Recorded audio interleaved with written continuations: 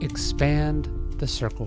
At the 1932 Summer Olympics in Los Angeles, a flashy Japanese equestrian named Shunzo Kido gave one of the most remarkable performances in the history of sport. He managed to grab the lead in a 22.5-mile 50-obstacle endurance race that he didn't normally compete in, that his horse wasn't even trained for. A teammate had been injured and Kido replaced him, but then suddenly clear of the pack and over the second-to-last jump, a gold medal nearly within his grasp, he pulled the reins and dropped out of the race. Why? Some part of him sensed that the horse could not take it anymore, that although he could win, the horse would not survive the victory. As the plaque on the Friendship Bridge along California's Mount Rubidoux Trail commemorating his unprecedented display of sportsmanship reads, Lieutenant Colonel Shunzo Kido turned aside from the prize to save his horse. He heard the low voice of mercy, not the loud acclaim of glory. How we treat the people who work for us, how we treat strangers, this says a lot about us. How we treat the defenseless, the voiceless, other species, according to Gandhi, it says everything about us. Whatever you have done to the least of my brethren.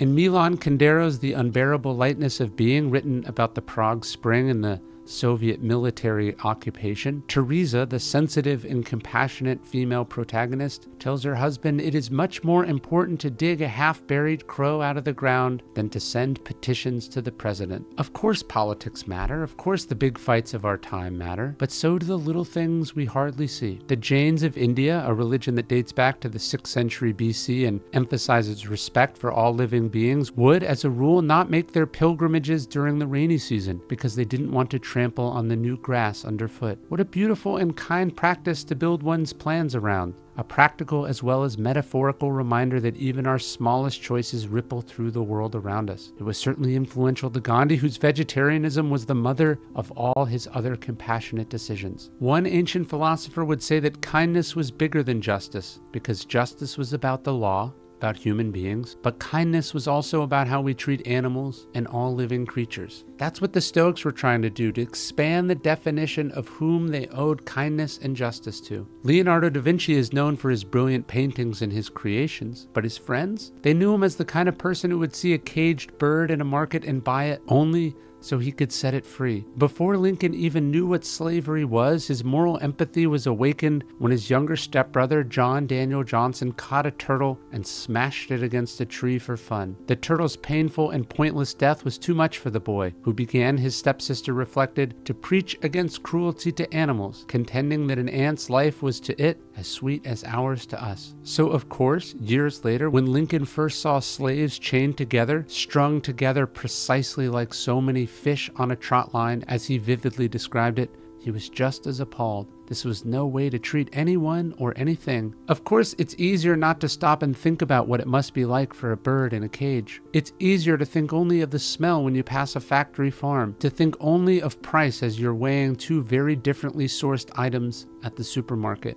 It's a pain to stop to catch a dog in the street, but just as we must concern ourselves about how the other half lives, we must consider the lives of billions and billions of other life forms on this planet. Have you watched the famous video where Coco the gorilla, after years of watching Mr. Rogers on television, finally gets to meet the man?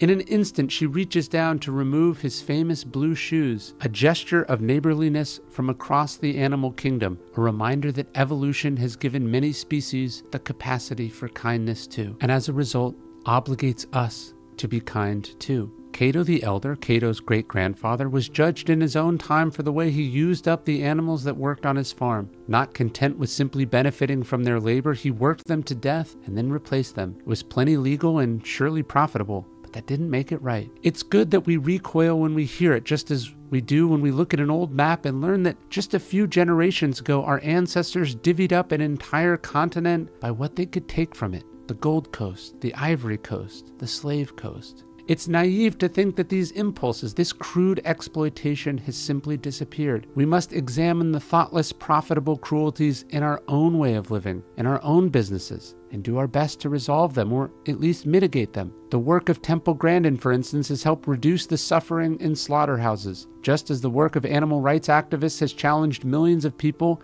to question whether they should be eating meat at all. Both have different understandings of what justice is in this case, but both are making the world a better place. The same goes for hunters and farmers who have radically different relationships with wildlife than environmentalists, but in the best cases have found common cause in the preservation of endangered species, the climate, and the world we all enjoy. Just as each person ought to be able to sit under their own fig tree and not be afraid, so should the majestic wildlife on this planet, animals that have been here far longer than us, be allowed to survive and thrive and do what they do.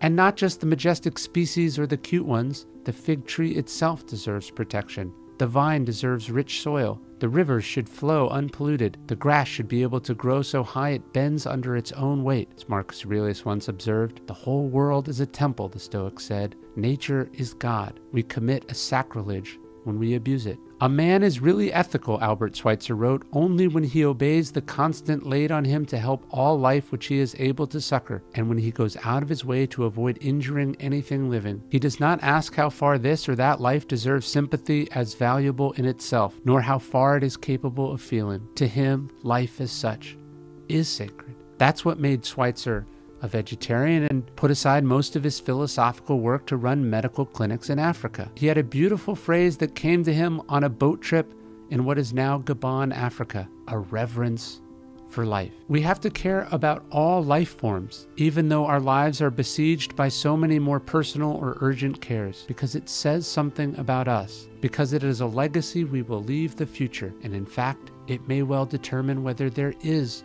a future. It should not surprise us that Cato, so uninterested in the lives of the animals he owned, was also a ruthless slave owner, which is sort of the point. The logic that says some humans are less important than others because they don't look like us, because they live far away from us, because they're not related to us, is the same logic that says other forms of life are less important. This is not only anathema to the principles of justice, it's corrupting and dangerous to the person who holds it. Unkindness, indifference, cruelty in one area bleeds over. It's also the opportunity. The more we open our hearts in one area, the more open we can be in others. By expanding the circle, as the philosopher Peter Singer terms it, we make the world better. We also make ourselves better. Every day, I send out one Stoic-inspired email totally for free. Almost 1 million people all over the world. If you want to take your Stoicism journey to the next level, I would love for you to subscribe. It's totally for free. You can unsubscribe at any time. There's no spam. Just go to dailystoic.com/email. Love to see you there.